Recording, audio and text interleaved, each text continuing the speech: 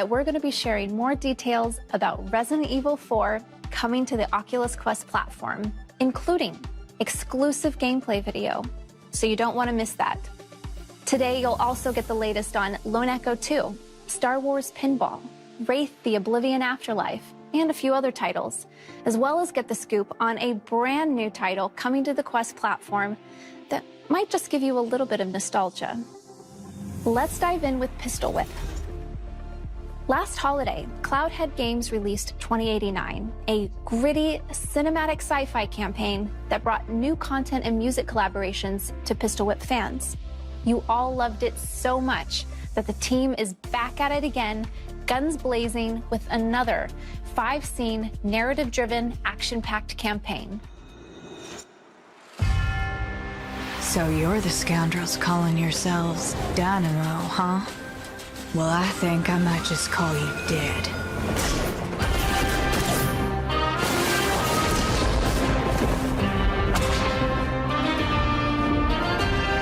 I'm coming for you, Tess. Smoke and Thunder tells the tale of two sisters set in the Wild West, where trains, tech, and explosions set the scene for some exciting surprises. This update is releasing alongside the Concierge, which will unlock total customization for Pistol Whip players. Endless combinations of weapons and modifiers for every level will allow you to truly hone your playstyle, whether you prefer bottomless burst pistols or dodging through levels as a no-ammo pacifist. Keep an eye out for Smoke and Thunder and the Concierge coming this summer. Last month, Pixel Toys brought Horde Mode to Warhammer 40k Battle Sister with their Last Bastion update, featuring a brand new map and leaderboards to compete against your friends' top scorers on the Quest platform. They have a couple more surprises in store for you today, so check this out.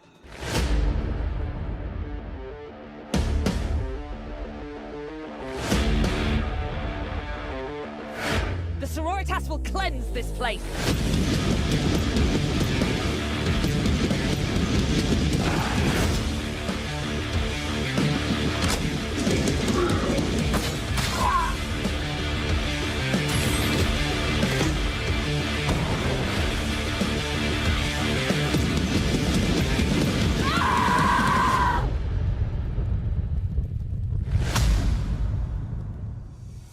Starting today, it'll be on Rift, and you and your friends can team up to play Last Bastion in co-op on 2 brand new maps, now with crossplay and cross-buy support for Quest and Rift platforms. I know you all have been waiting patiently for this next one, but I can now share that we are launching Lone Echo 2 this summer on the Rift platform and for those playing on the Quest platform with Link. Utilizing all of your favorite mechanics from Lone Echo, in Lone Echo 2, you'll return to the Rings of Saturn to explore an expansive zero-G world, employ high-tech tools to overcome challenges, and uncover the mysteries of the far future.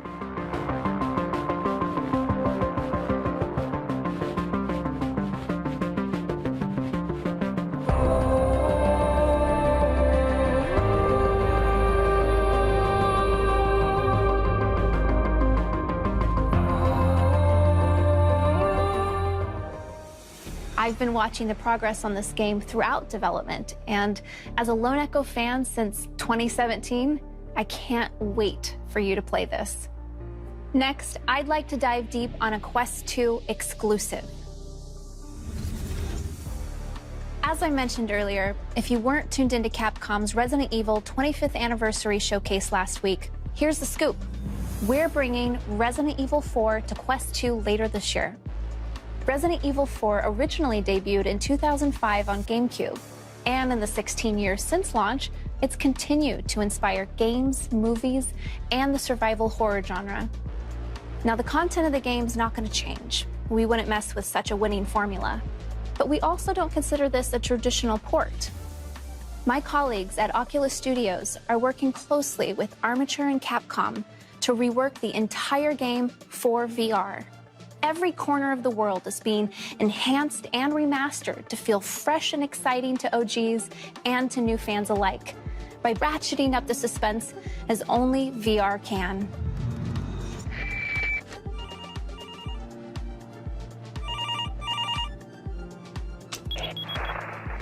most obvious differences between playing RE4 in VR and on console is the shift in perspective and interactivity.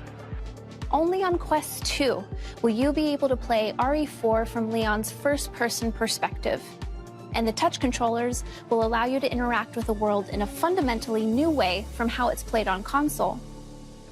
For example, items and weapons have been re-engineered to become physical objects that players can interact with, so that you can pick up things like ammo, keys, and treasures, as well as load, aim, and fire weapons in VR.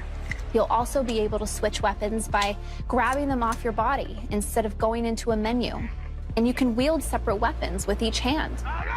Even RE4's famous menu is no longer a pause screen. It's an interactive tool. A ton of effort has gone into making weapon interactions smooth, satisfying, and responsive, including two-handed weapons like shotguns and rifles. Let's talk about the movement system now. We didn't want the shift from third to first person to change the fundamental way Leon moves or collides with the world. You'll still move in first person by using the analog stick, but Armature has added a full upper body rig on top of Leon's character to combine his movement with the dual-handed interactivity achieved with touch controllers. If you don't want to use the analog stick to move freely, Armature even added support for teleportation, as well as room scale movement so that you can explore the environment with natural motion. And of course, one of our top priorities is to ensure the experience is comfortably played while seated, and with a ton of comfort options at your disposal to try out. As I mentioned earlier, RE4 debuted on GameCube 16 years ago, so you might be wondering, how in the world are we bringing the core systems from the original over to Quest 2? Well, first, it takes passion. The teams at Oculus Studios, Armature, and Capcom are all longtime fans of the game who are accepting only the best results. And it takes time. We've been working on this title for a couple years now, and just carefully and reverently making changes that will make your experience feel both fresh and nostalgic. Technically speaking, Armature is using core systems from the original RE4 to drive gameplay and systems, but they've remastered art. Over 4,500 textures have either been repainted or up-resed. World geometry has been adjusted to work in stereoscopic 3D. And enemy behaviors and attacks have been balanced around the player's new perspective to increase mobility in VR. They've also improved support for running the game at a higher frame rate than the original 30 frames per second, and fixed many bugs that the 60 FPS versions of the game had. Now, while Armature has adjusted a number of things for VR, some things just haven't needed to change. Character animations have been faithfully converted to Unreal Engine 4, and remain untouched from the original source material. And all cutscenes will be presented in their original format. If you're a fan of the survival horror genre like me, you've likely played, or tried to play, a lot of scary games in VR. Now, RE4 isn't known for being the scariest in the Resident Evil franchise, but it is scarier and more suspenseful in VR thanks to spatial audio and immersive interactivity. Armature has manipulated aspects of the original RE4 audio data and have used it instead as 3D spatial sound. So when you hear noises like crows, voices, and creaks, you're going to want to turn your head to see if there's a threat. They've also made sure that audio telegraphs from enemies to indicate which direction they're attacking from. So where on console you might have heard a Ganado approaching and rather calmly press buttons to reload and prepare a takedown, in VR, you're checking your ammo, you're scrambling to load a mag. And if you drop it, you're only adding to the stress and suspense of the situation by needing to physically correct your mistakes. You'll be living in the moment, carefully tracking ammo and inventory, relying on your senses for success more than you've ever done before. I'll leave you with this. A huge part of the RE4 fame was the elaborate cinematics that sell and tell the story. But once you come out of a cinematic in VR and find yourself face to face with the boss, the experience is totally different.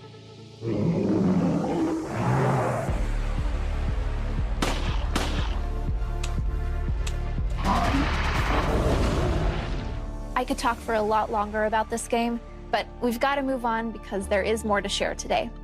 But stay tuned for more Resident Evil 4 updates in the lead up to its launch on Quest 2 later this year. All right, now I'd like to share with you updates on two of my favorite titles, because who doesn't love Star Wars? Last fall, ILMX Lab launched Part 1 of Star Wars Tales from the Galaxy's Edge on the Quest platform. The story, set in a galaxy far, far away, brought us to the planet of Batuu to adventure and connect us face-to-face with some awesome characters, both new, like Cecil Slack, and iconic, like C-3PO and R2-D2. Thanks to all the fans who fought against the Guavian Death Gang and shared feedback along the way, because ILMX Lab is now hard at work on Part 2, which expands the core adventure and will feature 2 more legendary tales for fans to enjoy. On behalf of ILMX Lab, I'm excited to share that one of the characters you'll get to meet in Part 2, a visitor from the Den of Antiquities, Doc Ondar. As one of the producers on this game, I personally can't wait for you to check it out. We'll be launching later this year. You might be able to guess where I'm headed with this next announcement. Star Wars Pinball. One of our Oculus Studios leads actually has an entire room at his house filled with rows of real pinball tables. It's pretty incredible, but not all of us have such a cool setup. In Star Wars Pinball, however, you can customize your own fan cave with memorabilia made especially for Star Wars Pinball VR. The game lets you relive some of your favorite iconic moments from Star Wars, films, and TV through 8 unique VR-optimized pinball tables, including new tables from The Mandalorian and classic collectibles. This is one I'm definitely adding to my wish list so that I'm ready to challenge my friends on the leaderboards next week when Star Wars Pinball launches on the Quest platform. Let's take a look behind the scenes to see how this experience came to life in VR.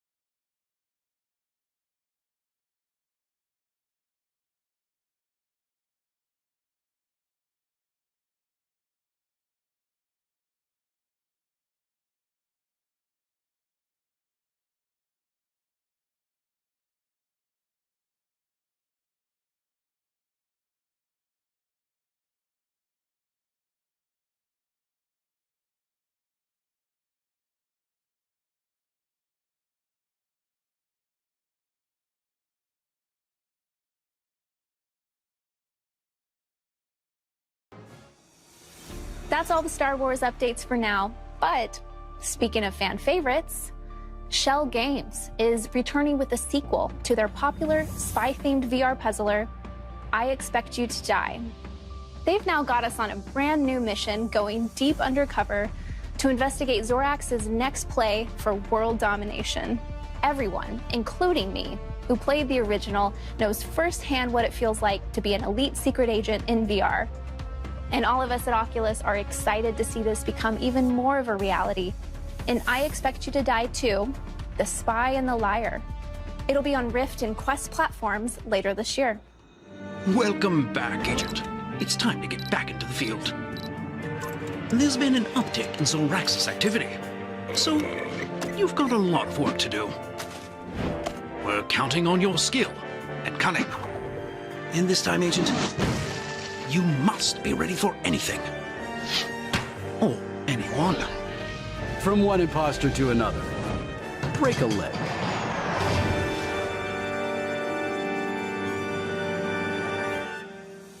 You haven't heard about this next one, but it may bring back some nostalgia. If you remember 1080 snowboarding, it defined a genre of extreme sports games. Creators Giles Goddard has returned with Chuai Labs to bring you a modern take on this Nintendo 64 classic. Here's an exclusive first look at carved snowboarding.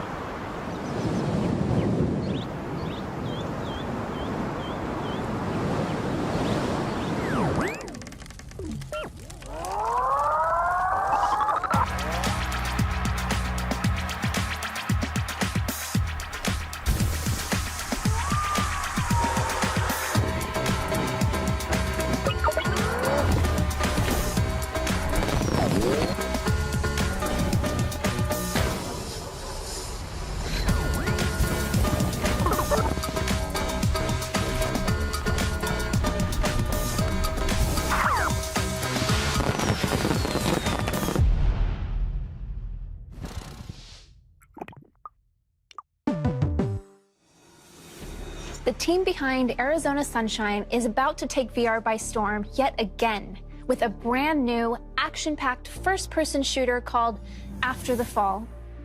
Set in post-apocalyptic LA after hell has frozen over, you'll get to take on a new breed of ferocious undead. An up to 4-player co-op means you won't have to do it alone. The synthwave soundtrack that plays as hordes of undead approach and the iconic 80s tech-turned weaponry are just a couple of the unexpected retro elements that make this game so unique. I got to check this one out early in development, and it was awesome even then. It's definitely on my wish list. I know you all love exclusives, so here it is for After the Fall.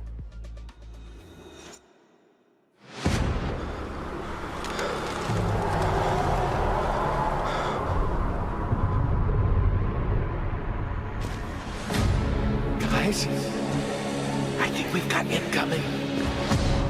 Be on your guard.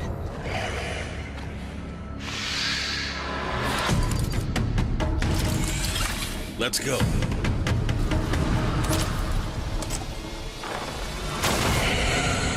Eater, nearby. Get down! Incoming! Time to shine!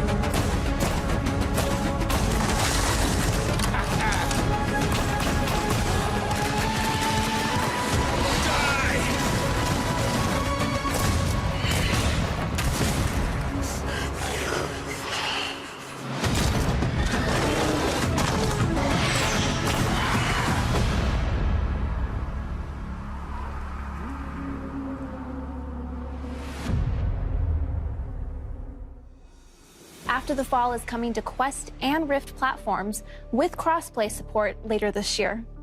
We've covered a lot already, but up next, we have a couple games that you can try tomorrow. One of the first games I produced when I started at Oculus was a horror game. Horror is one of my favorite genres, and I'm always interested in playing the latest and greatest to see if it can top my last scare. So for all of you horror fans like me, there is a new one coming. So on our showcase today, we're excited to premiere the launch trailer for Wraith, the Oblivion Afterlife. This new exploration horror title from Fast Travel Games is set in the world of darkness, where you play as a Wraith who must use his supernatural powers to unravel secrets and solve the mystery behind the Barclay Mansion. It's launching tomorrow on Quest and Rift platforms. What is this place? What's the matter? Don't you recognize yourself? There was a seance of sorts, but here we are. Dead. You're different now. Your senses are more refined, sharper. One's dying good for if you don't adapt to it. Is that blood? Did you murder dear Rachel? The house won't let us leave.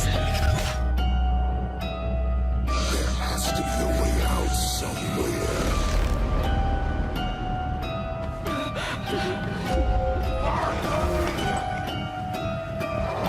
I've spent it.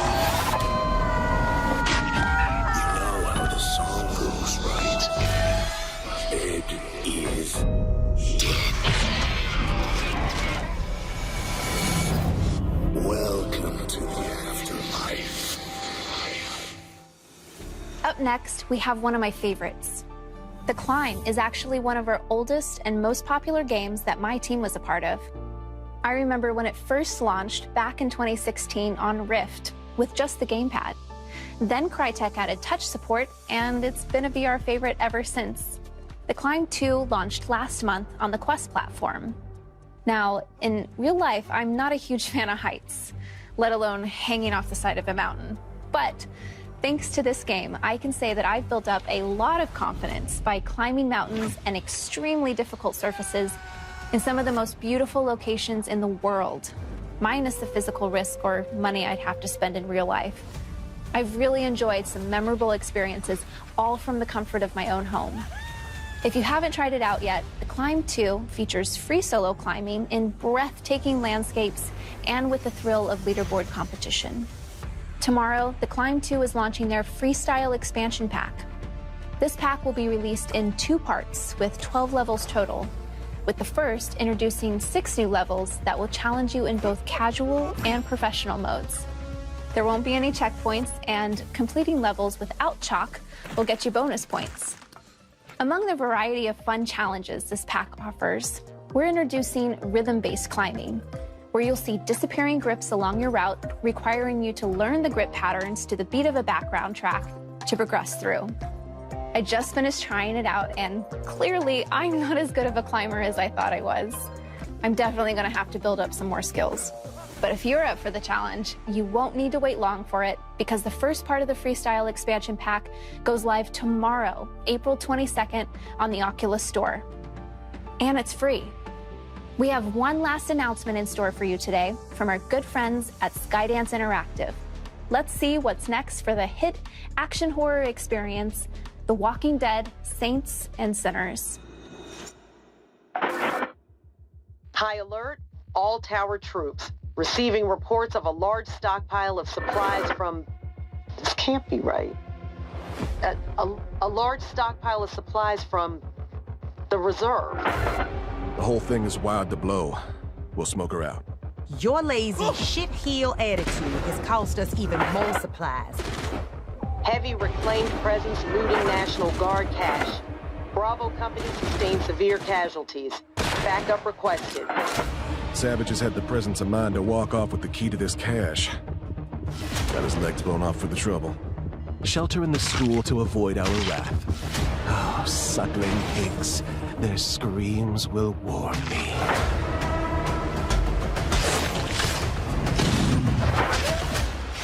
This time, lock it down before the tourist gets there.